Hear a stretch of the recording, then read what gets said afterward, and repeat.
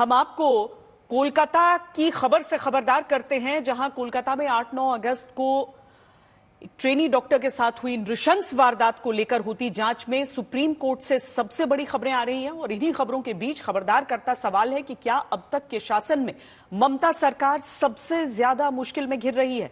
इस सवाल की 4 वजह हैं। पहली वजह, जांच के शुरुआती 5 दिन में कोलकाता पुलिस को लेकर सुप्रीम कोर्ट की सख्त टिप्पणी। दूसरी वजह, पुलिस के भरोसे डॉक्टरों की सुरक्षा का विश्वास नहीं होना। तभी तो सीआईएसएफ ने आरजी कर मेडिकल कॉलेज में सुरक्षा की कमान संभाल ली है। मेडिकल कॉलेज के तत्कालीन संदीप घोष को लेकर भी बंगाल सरकार से सवाल पूछा जा रहा है। और अब हालत यह है कि दुर्गा पूजा कमेटियां कोलकाता की बेटी के साथ हुए अपराध से नाराज होकर वो पैसा सरकार को लौटाने लगे हैं जो उन्हें ममता सरकार से दुर्गा पूजा के लिए मिलता आया है। इन 4 बातों के चक्रव्यूह में जब पश्चिम बंगाल की ममता सरकार है, तब सबसे बड़ी खबर सुप्रीम कोर्ट से ही आ रही है, जहां सुप्रीम कोर्ट में चीफ जस्टिस की बेंच को आज ये तक कहना पड़ा कि कोलकाता पुलिस की भूमिका पर संदेह है। जांच में ऐसी लापरवाही अपने 30 साल के करियर में कभी नहीं देखी। ये बात बेहद परेशान करने वाली है कि रेप और मर्डर 8-9 अगस्त की रात को हुआ था, लेकिन पुलिस को अपराध के बारे में 9 अगस्त की सुबह 10:10 पर सूचित किया गया।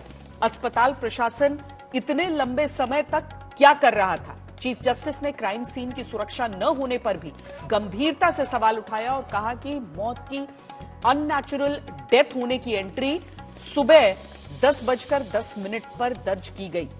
क्राइम सीन की सुरक्षा, सबूत जुटाने वगैरह का काम रात 11:30 बजे किया गया। तब तक क्या हो रहा था? इस पूरे मामले में तमाम तरह के सवाल उठ रहे हैं। इन सवालों के जवाब मिलना अभी बाकी है। सुप्रीम कोर्ट ने स्वतः संज्ञान लिया था इस मामले का और पहले दिन की सुनवाई में ही सीआईएसएफ की तैनाती की बात कर दी गई थी। उसके बाद तय किया गया था कि 22 अगस्त को जब दूसरी सुनवाई होगी तो स्टेटस रिपोर्ट सीबीआई की तरफ से सौंपा जाएगा और पश्चिम बंगाल सरकार की तरफ से भी सौंपा जाएगा। लेकिन डॉक्टरों की ओर से प्रदर्शन लगातार जारी रहा। हमारे साथ इस समय हमारे संवाददाता संजय शर्मा जुड़ रहे हैं। संजय, सुप्रीम कोर्ट में जिस तरीके की टिप्पणियां की जा रही हैं, इस जांच को लेकर शुरुआत से सवाल तो थे, लेकिन सुप्रीम कोर्ट में तथ्य के आधार पर इसे देखा जा रहा है, आंका जा रहा है। और अगर सर्वोच्च अदालत का यह रुख है तो इसका सीधा मतलब है कि जांच में अभी कई परतें खुलेंगी। जी हाँ श्वेता, बिल्कुल सही आपने कहा कि जांच में कई परतें खुलेंगी। कुछ परतें आज खुली हैं और कुछ का खुलना बाकी है। कोर्ट ने ये कहा है, ऐसा लगा कि कोर्ट पश्चिम बंगाल सरकार की दलीलों से बहुत संतुष्ट नहीं है। कोर्ट को लग रहा है कि ये लिपापोती हो रही। कोर्ट ने सीधा सीधा ये कहा कि जो इस मामले में जांच कर रहे हैं अधिकारी, हम सीधा उनसे बात करना चाहते हैं, आखिर गुफअप कहाँ था, क्या था। क्योंकि पश्चिम बंगाल सरकार की तरफ से कहा गया कि पहले माँ बाप ने कहा था कि अभी एफआईआर करने की जरूरत नहीं है। जब उन्होंने कहा तब हमने एफआईआर की। कोर्ट ने कहा माँ बाप का इंतजार क्यों किया आपने?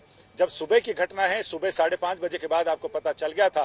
रात को 11:15 बजे एफआईआर दर्ज होती है, वो भी तब जब लाश का पोस्टमार्टम हो गया, क्रिमेशन हो गया या निदाह संस्कार हो गया, उसके बाद आप एफआईआर दर्ज करने जाते हैं। आखिर ये गुफअप क्यों था? उन्होंने ये भी कहा कि क्या मेडिकल कॉलेज की जिम्मेदारी नहीं थी कि वो पुलिस को इन्फॉर्म करते? पहले उन्होंने कई सवाल उठाए कि पहले माँ बाप को मिलने नहीं दिया गया, माँ बाप को ये कहा गया कि बच्चे की तबीयत खराब है, और जबकि हत्या हो चुकी थी। जब वो गए तो वहां उनको मिलने नहीं दिया गया। बाद में कहा गया कि आत्महत्या का मामला है। और जब अननेचुरल डेथ की बात आप कर रहे हैं तो उस समय फिर आपने फिर पोस्टमार्टम क्यों कराया? पोस्टमार्टम कराने के बाद आप एफआईआर दर्ज कराते हैं।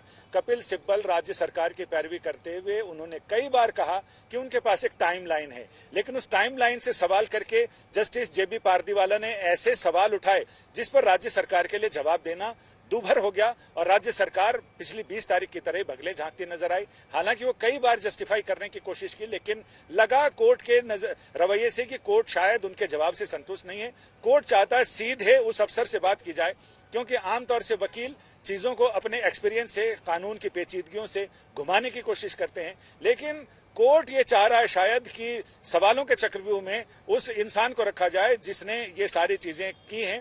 तो उन्होंने कहा है कि अगली सुनवाई जब 5 सितंबर को सुनवाई होगी तो उस जिम्मेदार अफसर को कोलकाता पुलिस के उसे यहाँ हाजिर किया जाए ताकि कोर्ट उससे सवाल जवाब करे और तथ्य तक जानने की कोशिश करे।